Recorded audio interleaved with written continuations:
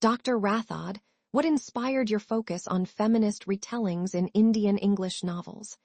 This seems like a compelling area of study, especially in the context of modern literature.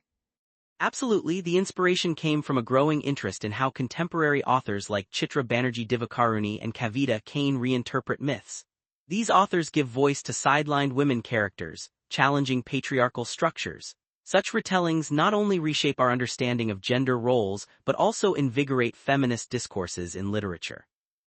It sounds like these retellings offer fresh perspectives. However, some may argue these interpretations could distort traditional narratives. How do you counter that notion? That's a valid concern. While these retellings impose modern ideas, they also provide crucial insights into the evolving role of women in society.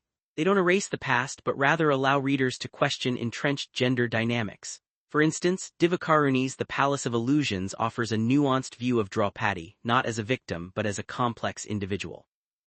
Looking ahead, how do you see this trend influencing future literary works? I envision these retellings will continue to inspire more inclusive narratives, encouraging writers to explore diverse perspectives. As feminist movements grow globally, literature will reflect these changes, potentially transforming how we perceive both mythology and gender roles. Moving on, could you elaborate on the primary research problem your study addresses? It seems like a complex area with many layers to consider. Indeed, the crux of my research is how feminist retellings reconstruct narratives to subvert the patriarchal lens. The goal is to see if these retellings empower female characters or simply revise their roles without changing underlying gender dynamics.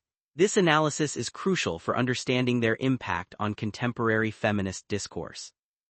That makes sense, but some might question whether these retellings truly alter gender dynamics. What's your take on this skepticism? Skepticism is valid, as in some cases retellings may not fundamentally change dynamics. Yet they open dialogues about gender roles, challenging readers to reflect critically. For example, Kane's Sita's sister reimagines Urmila as a proactive character, highlighting her agency within the Ramayana's confines. In the future, how might your research objectives evolve to address emerging trends or challenges? As literature evolves, my research could expand to include digital media and how it influences readers' interpretations of mythology. Understanding these shifts will be crucial to maintaining the relevance of feminist narratives in a rapidly changing world. Now, let's delve into the theoretical frameworks guiding your research. Why did you choose feminist literary theory, and how does it support your analysis? Feminist literary theory is indispensable for analyzing how stories redefine gender roles. By incorporating intersectional feminism and postmodernism, I can explore diverse narratives and identities. Narratology helps in understanding storytelling techniques, with theorists like Simone de Beauvoir providing foundational insights into gender constructs. Some might argue that using a feminist lens could bias the analysis. How do you ensure a balanced approach? A balanced approach is crucial. While feminist theory is central, I also acknowledge the cultural and historical significance of traditional narratives.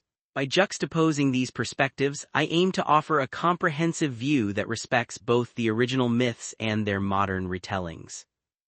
Looking forward, how might your theoretical approach adapt to future changes in feminist thought? As feminist theory evolves, especially with new insights from global movements, my research will adapt by integrating these developments. This adaptability ensures the research remains relevant and reflective of contemporary feminist discourse. Let's talk methodology, Dr. Rathod.